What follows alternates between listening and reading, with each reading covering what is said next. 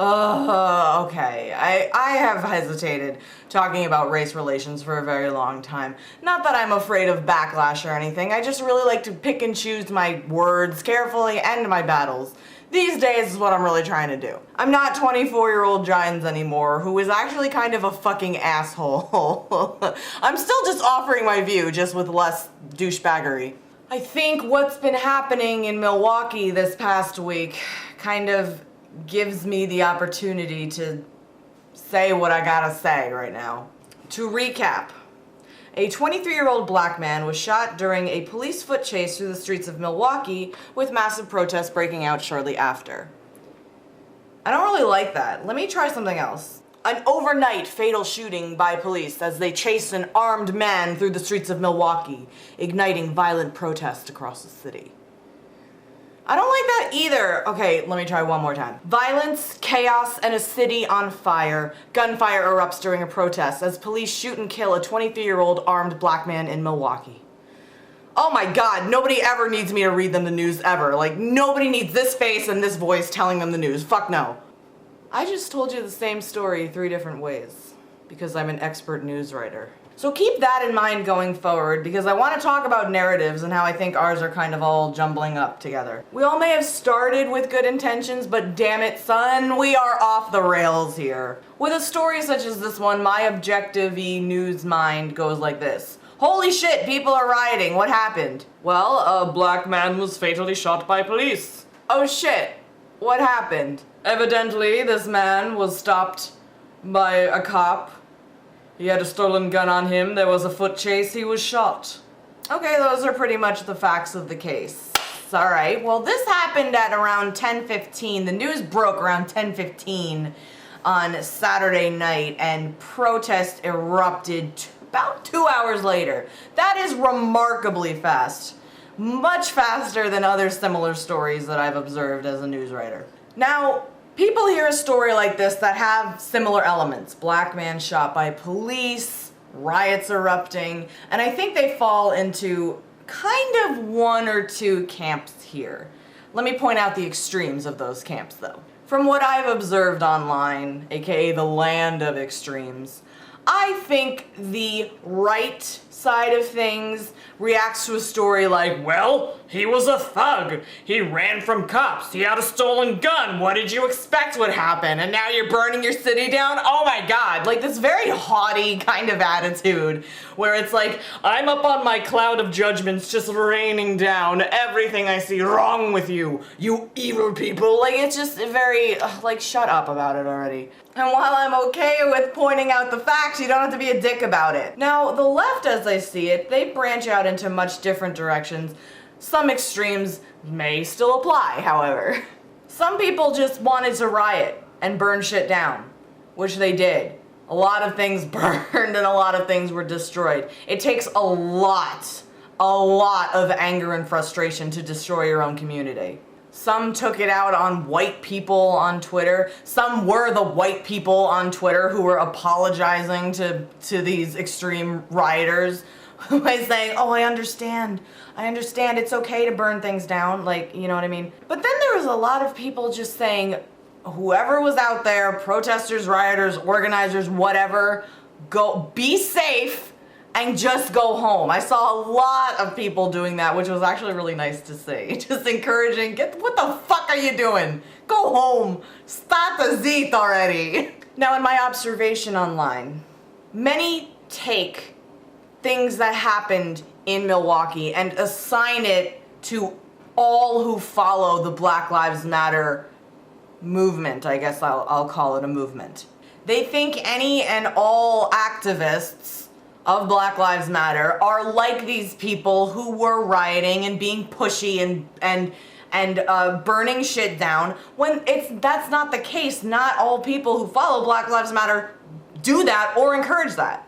But then some on the other side of things see cops or they see white people as these horribly racist, unfeeling assholes who can't identify with anything, and they just think all black people are terrible.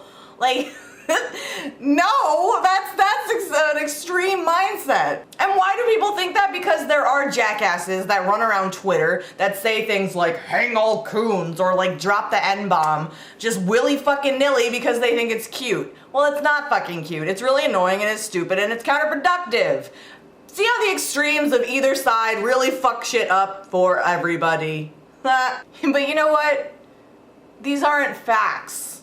These are feelings. These are my feelings about what I observe people doing. And I think a lot of people, unfortunately, are acting on their feelings versus the facts these days. Now, since we already have the facts, let's explore these feelings a little bit more. It's really fun. Let's do it. As the protests actually began, I was noticing a lot of articles popping up that was talking about the segregation problems, the ongoing segregation problems in Milwaukee. Did you know that it is the most segregated city in America? I didn't know that.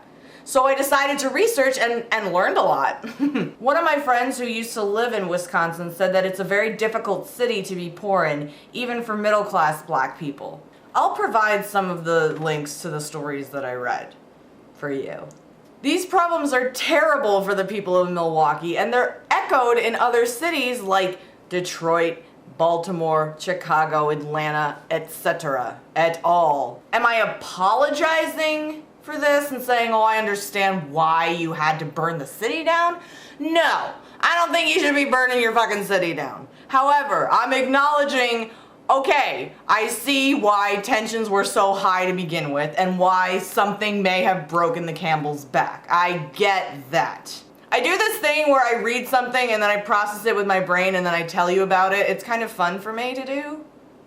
When you have problems like this that exist on such a wide margin in multiple cities across the country, and you have leaders elected that have not been helping their communities and parsing out money where it really needs to go, like education or housing, then of course you are creating these communities, these microcosm communities where shit is insane to someone that doesn't live in it.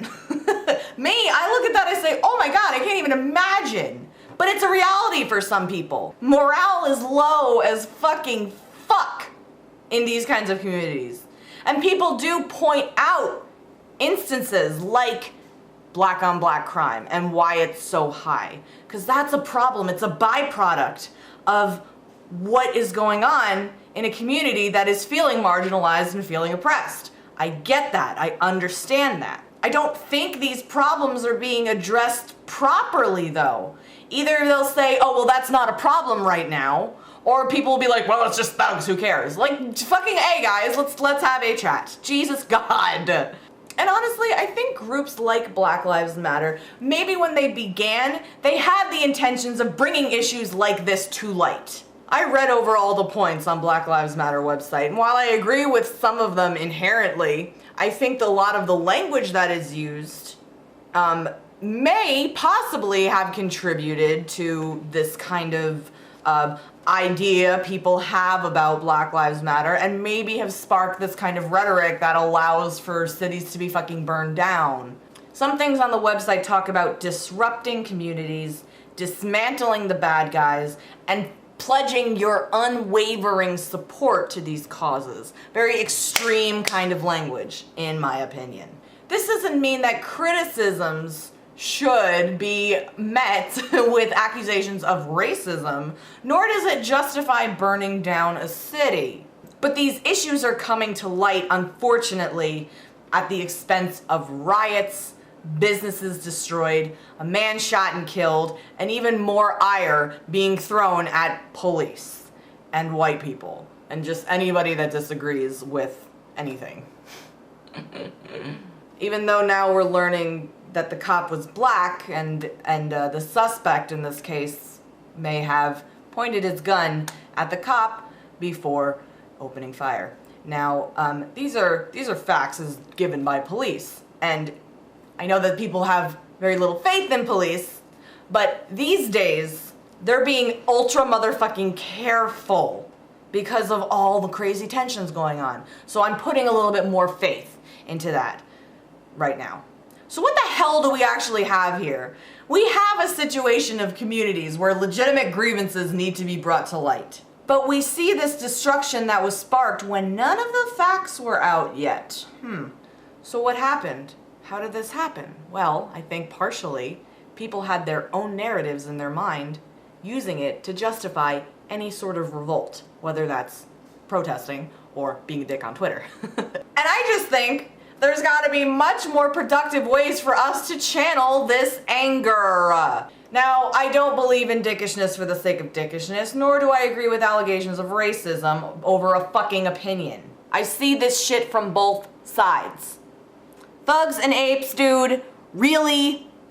Or like this one, like this didn't perpetuate any sort of narrative. Come on.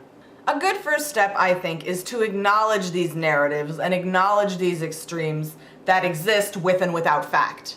And while I think people from either side are making good points about it, I think we all should, perhaps, take a step back and pause and really understand what is going on here, like on a bigger scale. Let's analyze before we burn shit down or be a dick on Twitter. I know I can't physically stop any of the online butt faces that we do see. I know that, and I'm not trying to stop anybody from doing anything that they want to do. But if you don't worry about them for 1 second and really pause to assess what we've got here, we'll be better off.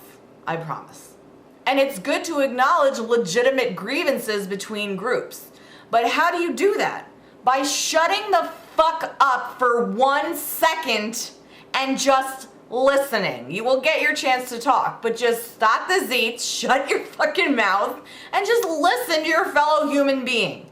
Do not forget, sound bites and news headlines are the sexiest part of the story. They want to grab your attention, and it would behoove you to read past all of that and assess things for yourself, rather than having somebody tell you this is what happened in fucking like a 1-sentence headline.